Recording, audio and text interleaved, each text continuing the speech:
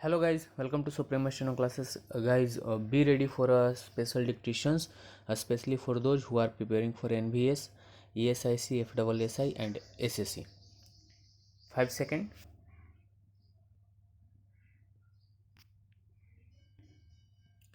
There is a general impression among the public that our schools and colleges educate students, that some kind of uncritical knowledge is imparted to the students is beyond any doubt. Students are made to copy notes, learn them by heart, and reproduce it during examination. Those who learn by heart and reproduce it to the exact letter are considered as the best. Others who do not succeed in the exercise are termed failures. The examination results are all a grading in memory work which has nothing to do with education. An educated person is one who is developed qualities of mind and heart and who can critically evaluate things and objectively decide the course of his action based on factual information. The impressions that the students gather in the years of their academic life are important for their future. In fact, attitudes to life are built on what is happening in the academic institutions.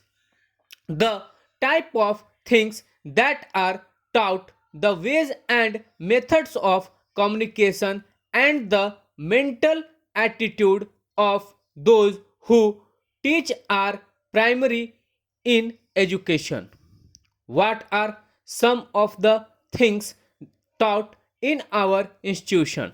The first thing that the student learns is that the teacher is always right. Students do not know. For the past several years, scientists have issued ominous warnings about the future of the Earth's climate. Predictions of dramatic global change arising from the continued dumping of industrial byproducts into the atmosphere and forest loss of massive scale can no longer be ignored.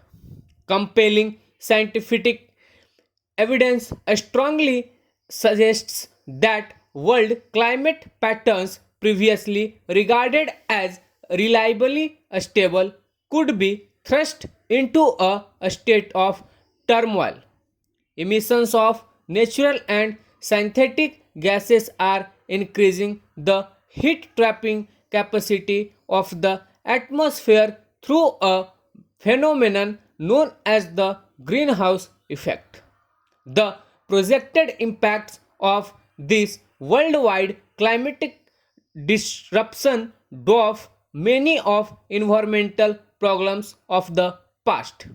In May 1966, the World Health Organization was authorized to initiate a global campaign to eradicate smallpox.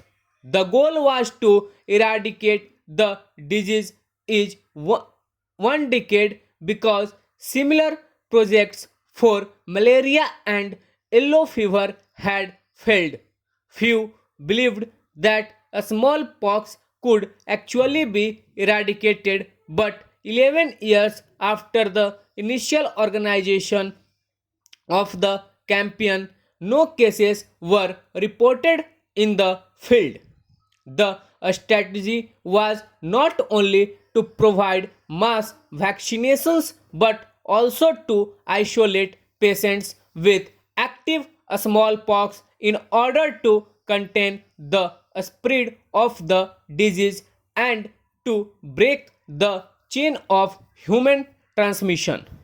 Rewards for reporting a smallpox assisted in motivating the public to aid health workers. One by one, each smallpox victim was sought out, removed from contact with others, and treated. At the same time, the entire village where the victim had lived was vaccinated. Today, a small pox is no longer a threat to humanity. Routine vaccinations have been stopped worldwide. Everyone constantly faces challenges, a spouse, children, and other family members at work with our because it throws up so many relationship based and at home with our spouse, children, and other family members at work with our peers and bosses.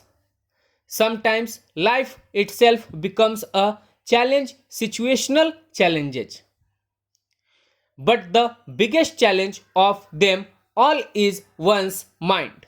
Often, it is possible to control everything else but one's mind. Being master of the mind is no less than mastery of the world.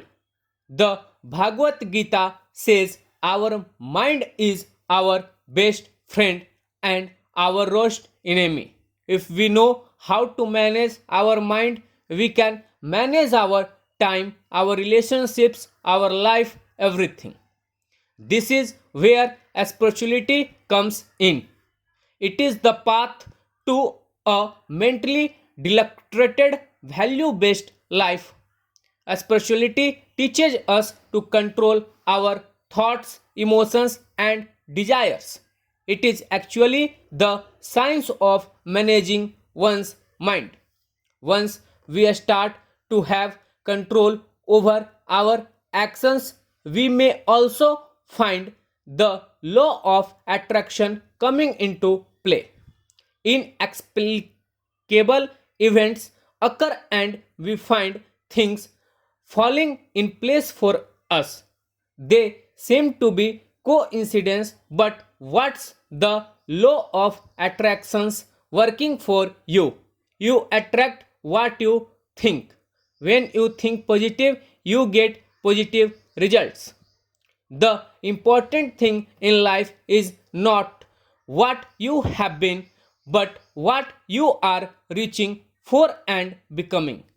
At my age, when I can see the end of the road more clearly than most, I can sit back and recollect in tranquility the varying vicissitudes of my life and what it has taught me.